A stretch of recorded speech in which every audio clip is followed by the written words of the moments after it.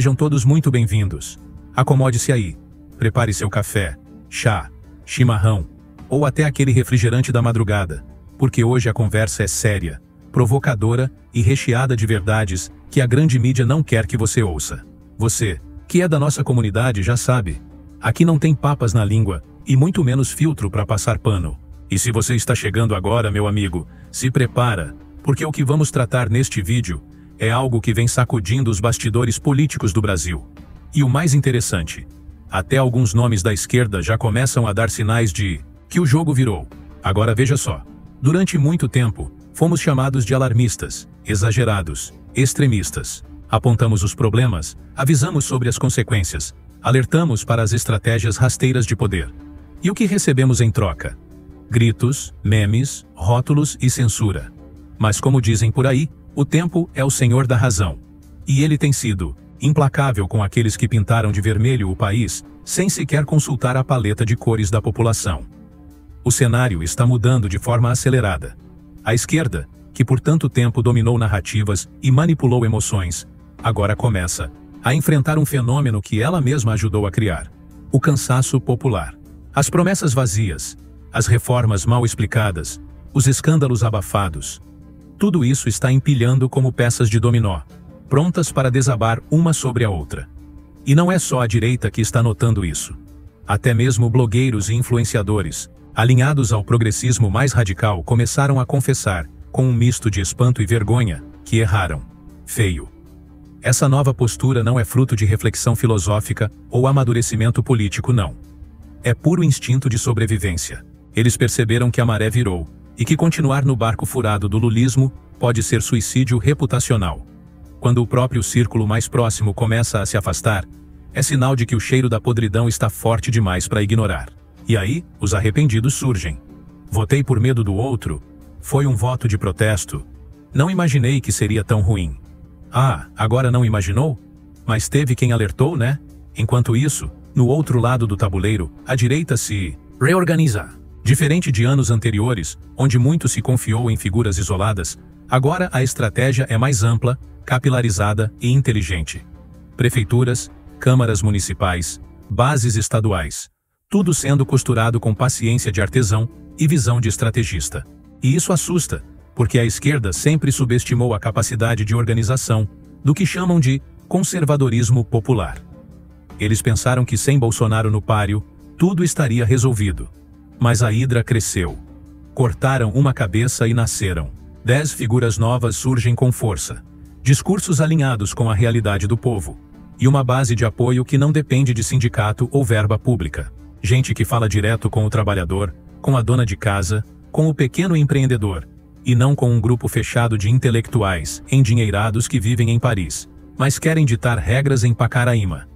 A verdade é que o discurso de vitimismo progressista está perdendo força. Aquele blá blá blá de fascismo imaginário já não cola mais.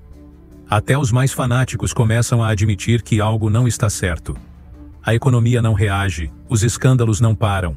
E os que diziam que iam mudar tudo, só trocaram a embalagem do mesmo produto vencido. O povão sente no bolso, sente na rua, sente no prato de comida. E não adianta colocar estrela em cima da desgraça e chamar de esperança, porque ninguém come narrativa. Mais grave ainda é ver como muitos dos que se colocaram como salvadores da pátria estão desaparecendo do debate. Cadê os ministros badalados? Cadê os nomes promissores que sumiram do mapa? E por que ninguém mais fala em Simone Tebet, a esperança técnica da política nacional, cujos nomeados pedem demissão em bloco? Será que é porque quem tem senso de decência não consegue compactuar com a falta de rumo? Ou será que simplesmente perceberam que o barco já bateu no iceberg e ninguém mais quer ser o violinista do Titanic? E veja, amigos, isso tudo que estamos falando não é teoria da conspiração, não é desejo político, não é torcida. É leitura fria de fatos. Basta observar a movimentação nos bastidores e nas redes. A militância que antes era barulhenta, hoje está calada. Os formadores de opinião já não têm tanta certeza ao defender o indefensável. E os brasileiros comuns, que antes tinham medo de falar, agora gritam alto e em uníssono: basta! Base real da sociedade está acordando. E não é um acordar violento, mas sim maduro, consciente, estratégico. Sabemos que a mudança não virá de um dia para o outro, mas também sabemos que ela virá. E virá com a força de quem não aguenta mais ser enganado por quem se diz povo, mas mora em Miami, por quem fala em comunismo com o visto americano no passaporte, por quem prega igualdade enquanto recebe cachê milionário pago com dinheiro público. Isso tudo está vindo à tona. E está vindo de todos os lados. O mais interessante é que até mesmo alguns jornalistas de veículos conhecidos começaram a jogar a toalha. Chamam de fiasco o que antes chamavam de vitória popular. Rotulam de desmobilização o que no fundo é repulsa da população a eventos vazios e cheios de discurso reciclado. E talvez o mais irônico de tudo é ver que o ato fracassado do Dia do Trabalhador, promovido pelo governo, foi tão vergonhoso que até colunistas tradicionalmente simpáticos ao PT admitiram que o bolsonarismo teria feito melhor. Agora, que o cenário está bem posto, vamos olhar para onde realmente as peças começam a se mover com mais velocidade. A base eleitoral e o jogo da narrativa. O que antes era campo quase exclusivo da esquerda, dominar o discurso e moldar o senso comum, hoje começa a ser infiltrado por vozes dissonantes, vozes que vêm das ruas, das redes e, principalmente, das urnas. E a pergunta que não quer calar entre os velhos caciques da política é: como isso aconteceu tão rápido? A resposta é simples: não foi rápido, foi ignorado. Enquanto a esquerda apostava na estratégia de sempre, lacração, cancelamento seletivo, culto à personalidade e palanques financiados, a direita aprendeu a se conectar com o cidadão comum. Enquanto uns falavam em revolução cultural nos salões da academia, outros falavam de preço da carne no grupo da família. Enquanto uns organizavam lives de resistência em apartamentos gourmetizados, outros estavam nos bairros periféricos construindo alianças verdadeiras com quem pega ônibus lotado às 5 da manhã. E é exatamente isso que tem tirado o sono da esquerda mais tradicional. O povo. Sim, o povo que eles diziam representar está virando as costas. Não por ódio, não por extremismo, mas por frustração. A realidade bateu a porta e não pediu licença. E quem não conseguiu entregar o que prometeu, vai sentir as consequências, mesmo que tente se esconder atrás de slogans bonitos e narrativas mirabolantes. Esse desgaste não é exclusivo do PT, ou de um nome em particular. Ele contamina toda a estrutura que se apoiou no marketing e esqueceu da entrega. E o resultado está aí. Queda de popularidade, debandada interna, rachas entre aliados e a cereja do bolo. Arrependimento público de figuras que antes davam a cara à tapa por Lula. Quando até quem votou contra Bolsonaro se vê forçado a reconhecer que errou, é porque o estrago está além do reparável. E é nesse vácuo que surgem nomes como Tarcísio de Freitas, que não precisam gritar para serem ouvidos. Com uma gestão discreta, mas firme, ele consegue avançar sem depender da militância digital. E quando o Estado de São Paulo anuncia um salário mínimo superior ao nacional, isso não é apenas uma política pública. É um símbolo. Um gesto que comunica: aqui tem gestão, não discurso. E é esse tipo de sinalização que move multidões. Porque o brasileiro quer mudança, sim, mas uma mudança concreta, com impacto real na vida dele. Não à toa, há quem diga que se Tarcísio for o candidato da direita em 2026, Lula pode nem tentar a reeleição. Não por covardia, mas por cálculo político. Ser derrotado na última eleição da carreira seria o fim simbólico de sua era. E isso, para uma figura construída sobre o mito da invencibilidade, seria insuportável. Nesse contexto, a disputa deixa de ser apenas sobre quem governa, e passa a ser sobre quem domina a memória coletiva da história recente. Mas antes de prosseguirmos, deixe eu fazer um pedido diferente do que você costuma ouvir por aí. Eu sei, já cansou de ouvir, dá like, compartilha, ativa o sininho. Parece até disco arranhado de youtuber iniciante. Mas aqui vai meu convite real. Se o que você ouviu até agora faz sentido para você, comenta. Comenta. Algo que ninguém te obriga a dizer, mas que você sente vontade de dizer. Um pensamento, uma lembrança, um desabafo. Conta pra mim qual foi o momento em que você começou a desconfiar de tudo isso que a grande mídia empurrou goela abaixo. E se você tá aqui pela primeira vez, se inscreve. Mas não porque eu tô pedindo. Se inscreve porque você percebeu que aqui tem uma conversa que vale a pena continuar. Uma conversa que não subestima sua inteligência e nem tenta te enfiar rótulo goela abaixo. Voltando ao nosso fio da meada, tem mais uma coisa que precisamos observar com atenção. A mudança no comportamento dos influenciadores digitais de esquerda. Lembra daquele canal que se orgulhava de ser Radicalmente progressista? Pois é. Hoje os mesmos rostos estão aparecendo nos vídeos com feições abatidas, vocabulário mais comedido e, pasme, tom de alerta. Quando até os extremistas começam a falar em reavaliar estratégias, é porque a coisa tá feia mesmo. Eles estão vendo o tsunami chegando e tentam, desesperadamente, nadar contra a corrente. Mas não dá para tapar o sol com memes e dancinhas no TikTok. A direita está ocupando espaço, ganhando eleições locais, influenciando pautas e, acima de tudo, renovando seus quadros com figuras que têm voz ativa e ligação direta com a realidade da população. Isso, meus amigos, é muito mais perigoso para a esquerda do que qualquer fake news. Essa nova direita não depende de uma figura única. Ela é plural, orgânica, descentralizada. É por isso que, mesmo com Bolsonaro inelegível, o movimento não só continua, como cresce. A hidra política da qual falamos aqui não é mais metáfora, é realidade. E se você ainda tem dúvidas disso, é só olhar para os nomes que surgiram nos últimos 2 anos.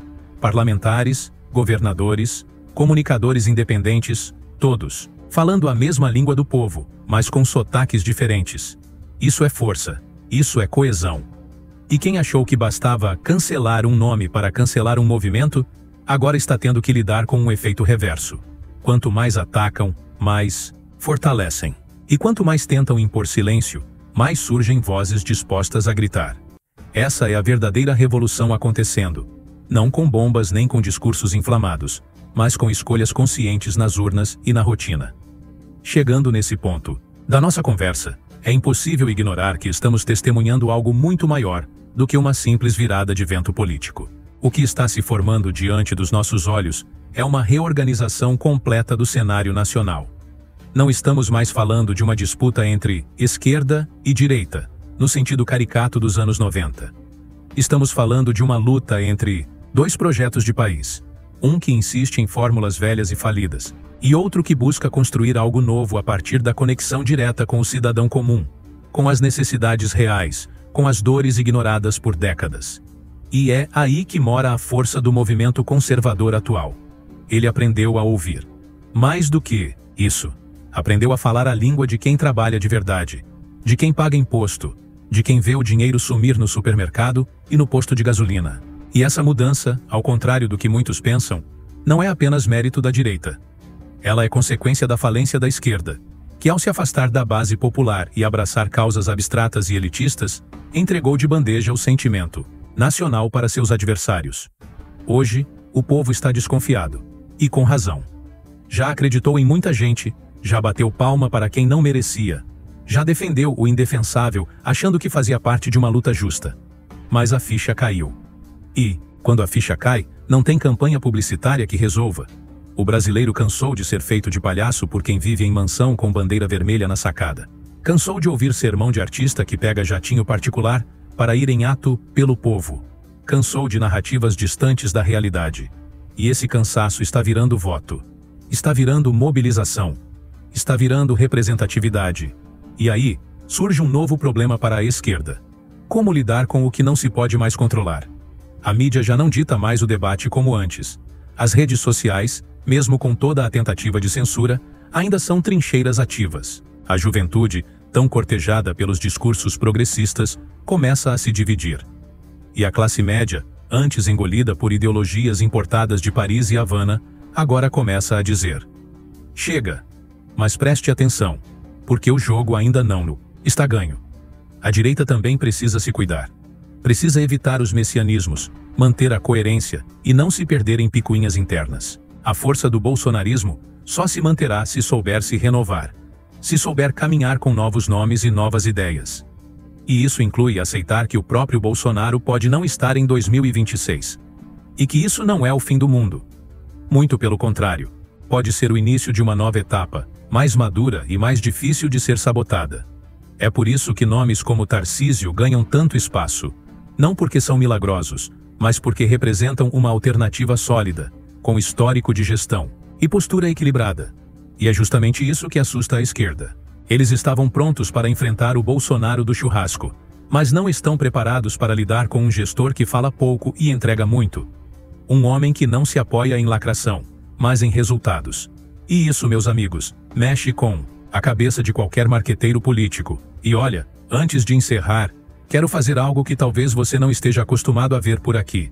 Nada de ficar implorando por curtida, like e sininho de notificação. Você sabe o que fazer, não é? Mas vou te pedir algo diferente. Se esse vídeo te fez refletir de alguma forma, se alguma parte desse roteiro fez você pensar em algo que ninguém mais te falou antes, escreve isso aqui nos comentários. Não por algoritmo, não por engajamento, vazio, mas porque você faz parte dessa história também. A comunidade que cresce aqui é feita de gente que pensa, que sente, que vive as consequências de cada decisão tomada em Brasília.